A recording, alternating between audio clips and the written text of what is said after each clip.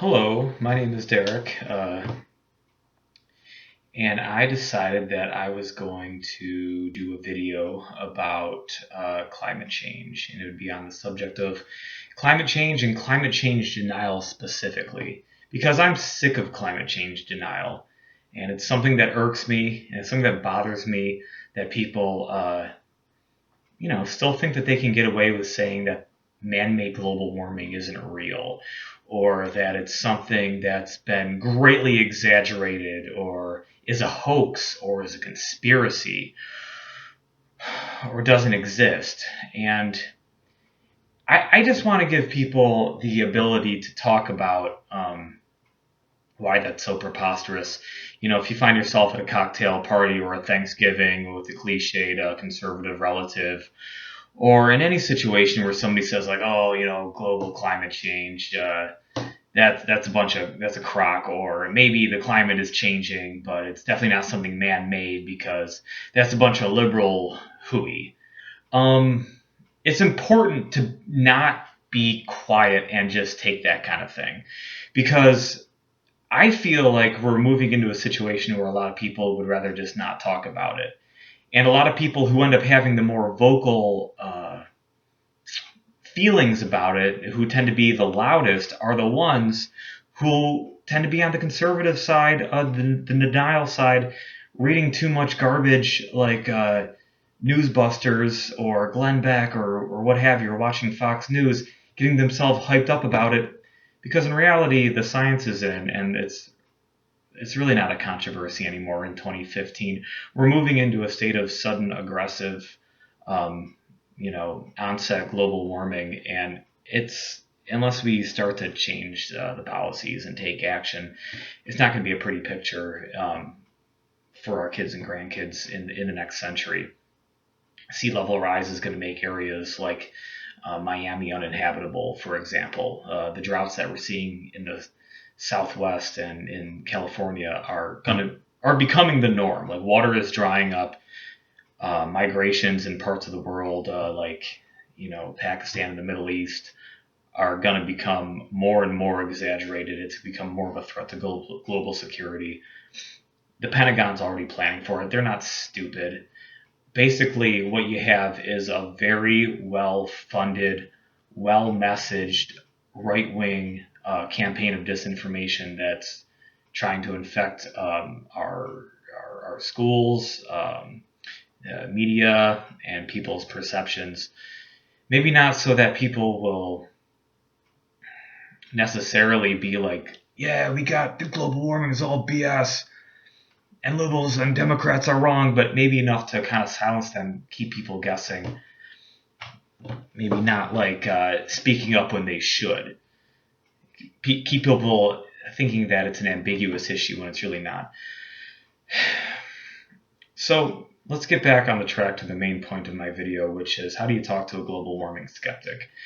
Basically, what you'll see people talking about on the skeptical denial side, it's usually pretty simple, and it's usually this one direct sort of refrain that you'll hear from time after time, which is, oh, the Earth has gone through natural cycles before. It's always getting hotter or colder, and that's how it's been for millions of years. So to say that man has the power to change the temperature now is just so small-minded when you look at history.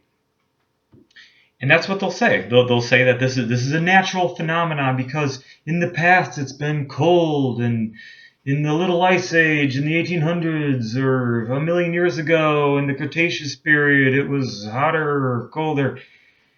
Okay, so what do you say to that? Because it sounds convincing. Maybe to a lay person you might be like, well, okay, they're right, but I know from like science that greenhouse gases are making the Earth hotter now. So how do you fight it? What do you say back? What's the response? I'll tell you. Here's what you say. You say, yes, ma'am, or sir, or uncle, or guy at the bar, Dave, at the wedding. Absolutely, we know for a fact that climate is always changing. But what you got to keep in mind is that decades and decades of well-funded, well-established science has told us why it's been changing, why there have been climate variations in the past.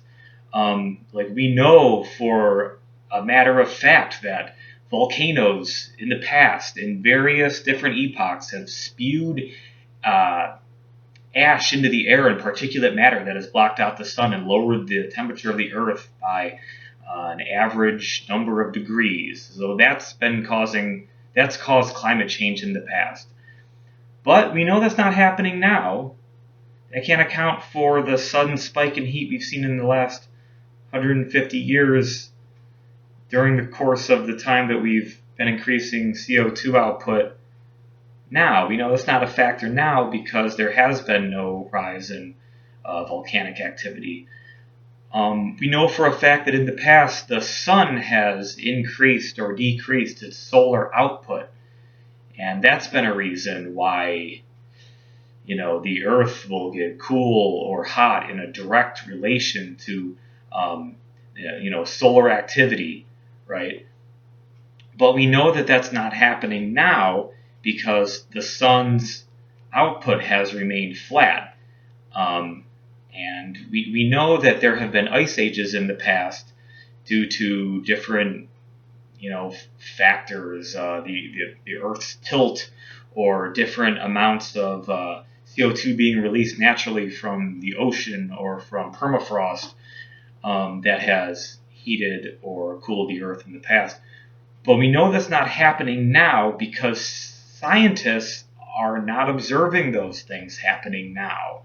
They've happened in the past, and there's a geological record to prove it, and you can study it, you can go online and you can read about it, and you can pick up a book and read about it, and it might take some time, and you might have to, expunge some brain cells and do something you'd rather not do by actually understanding science, but you can do it, and it is there. And what it's saying is that those factors that have caused changes in the past are not what's causing the changes now.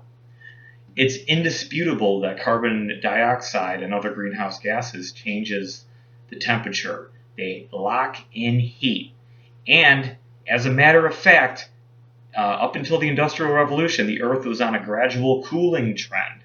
But in the past 150 years, it's taken an incredibly dramatic and steep shoot upward. Average temperature shooting upward worldwide. That's in the oceans, that's on the temperatures of the Earth, that's in the atmosphere, the entire planet gradually heating up all at the same time, which is unprecedented, which has not happened before. So we're moving into a period of sudden aggressive onset. Sorry, you can tell these denialists that we're moving into a period of aggressive sudden onset global warming, the consequences of which have been predicted for decades. They knew about this in the 50s. They were starting to study this theory. In the 80s, it was confirmed.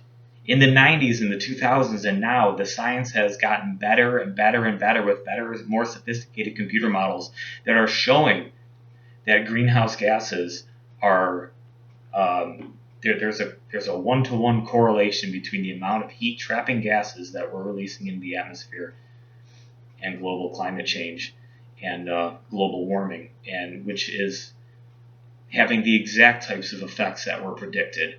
More heat waves, more water drying up, aquifers and freshwater sources, more unpredictable weather like the polar vortexes that have been happening because the oscillation around the Arctic Circle has become drunk. It's become unglued, so it starts to dip down on the continent during the winters, bringing all this extreme cold down into parts of like Michigan and Western New York, where I'm from, keeping the average temperature a lot colder during the winter.